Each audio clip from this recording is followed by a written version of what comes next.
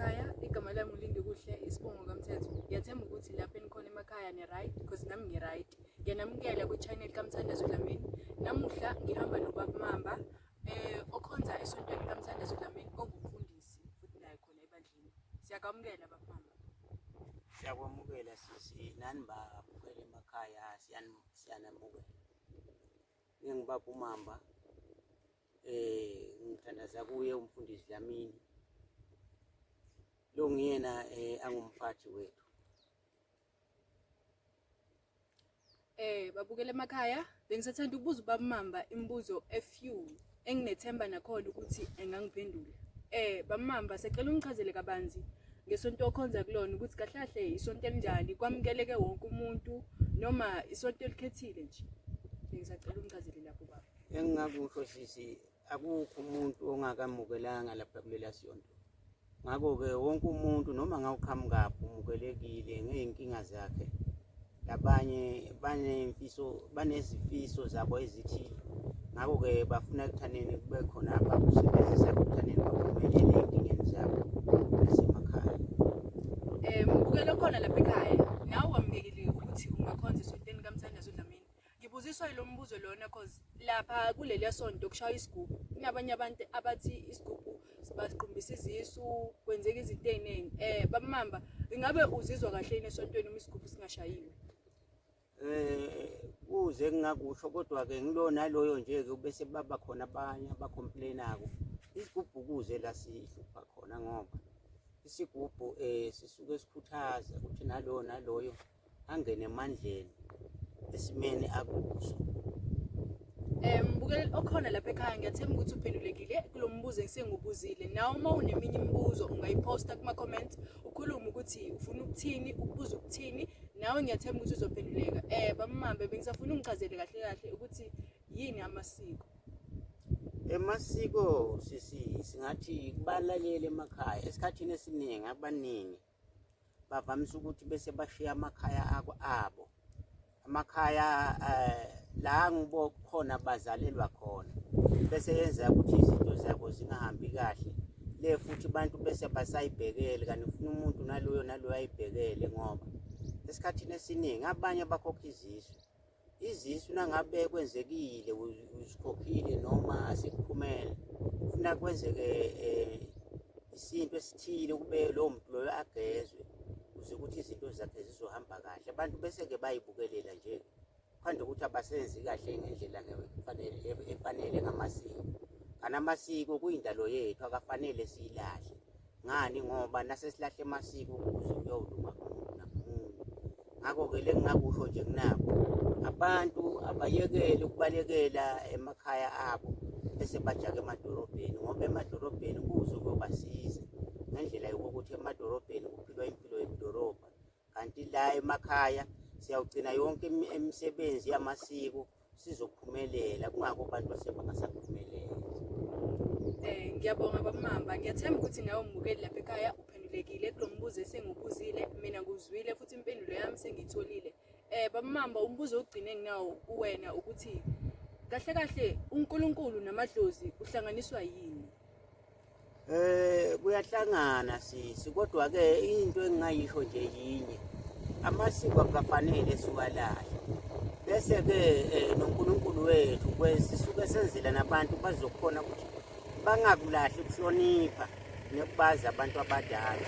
Nalabo abadala akusho ukuthi ngoba sebalala sesingabakhohlwa, sibone sibakhohlwa.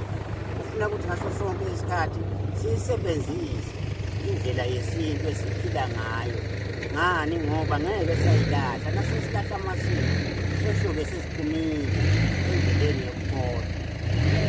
Ukukholwa kwethu noma besingakholwa amasiko amqoka.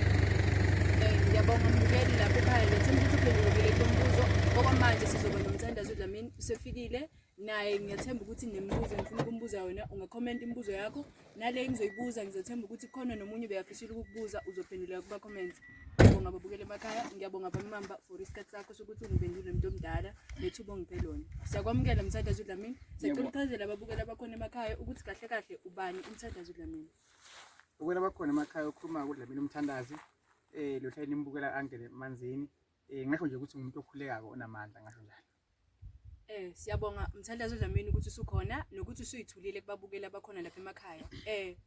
Lana Mthandazi Dlamini kunabantu abaningi abafisa ukukubuza imibuzo kodwa isikhathi abasitholi futhi abayitholi ichance ukuthi bengabuza kanjani.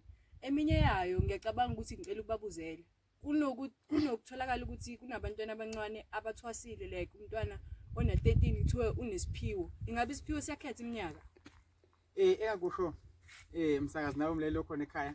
Isiphiwo asikhethi kahle kahle. Asinankinga ukuthi ungakho eminyaka, asinankinga futhi ukuthi ungakanani. Manje sifuna ukungena isiyangena sifane ukufa ukujuma noma wathiwa ukuphi noma wathiwa futhi ungakanani.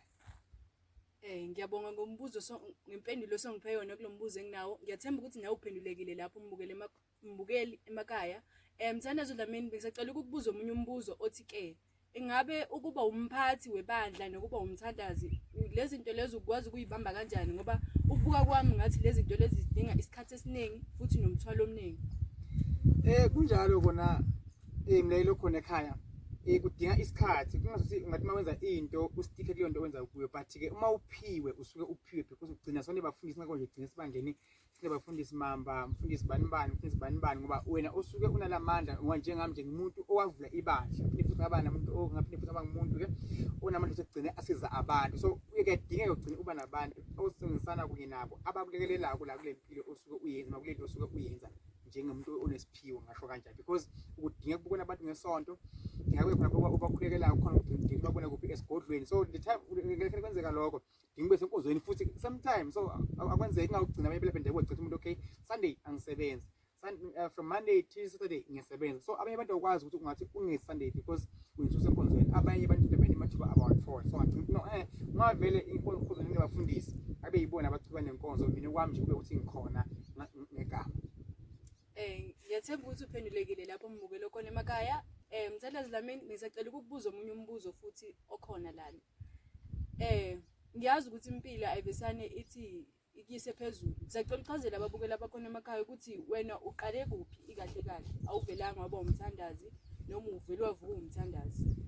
Engakusho kubalele bakhona emakhaya babukeli ngingakhuluma kakhulu lesiningi ukuthi ngimuntu wezama amatoho awathole aphele amatoho wathole aphele ilakhe ethola umsebenzi into beyenzeka vele ngendlela eright but bengapheli 3 months so ngagcina vele ngibona ukuthi impilo ayingivumi ngathi thuka nami sengumuntu nje okhulekayo ongumthandazi ukuthi ngihlengena kwamanye amabandla but yena lapho singena emabandleni awu3 lebandla lesi4 ase angivela emva kwalokho because ibandla lesi3 lapho kube bangenamona khona bangikhulisa nje ngemimoya sensabeni semantini azange kuphele even 2 weeks ngabe sembobokile but endulo emuva I think 2 years back ngingaba ngumuntu ongena emanzini nje uthi nje ngijobela ngena emanzini sho leli esicilele iyathinteka ngoba isikhathi esithunywa asibhobok sometime isikhathi siyashesha so nami ngimuntu ocale nje ngalokukhula khuleka ngifuna umsebenzi ngihlukumezeka ekhaya ngileyo mpilo leyo namhlanje ngibona sengumthandazi sengihola abantu sengiphila abantu sekhona abantu abafuna usizo kimi kanti bengayiboni umuntu kanjalo. Siyabonga Mthandazi Dlamini ngokusiphendulela umbuzo. Ngiyathemba nawe umbuke lapho khona ekhaya ukuthi uphendulekile kulombuzo esengubuzile. Mthandazi Dlamini ngisacela ukuthi usho into yodwa ongayisho kumuntu ohlele ekhaya ofisa ukuthi naye akwazi ukuthi abe nesiphiwo esifana nesakho ukuthi engenza njani nje.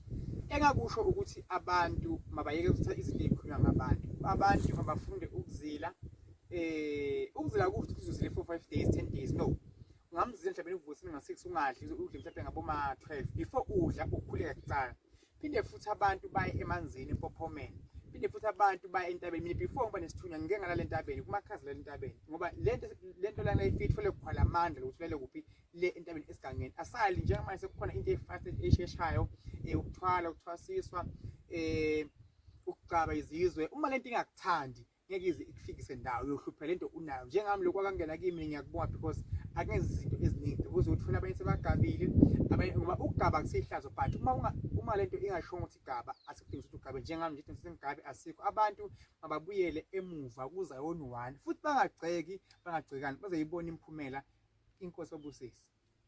Ngiyabonga umbukelo khona lapho ekhaya ngicela ukuthi subscribe ku channel kaMthandazi Dlamini sokuye sibonane ngolunye usuku ngiyabonga.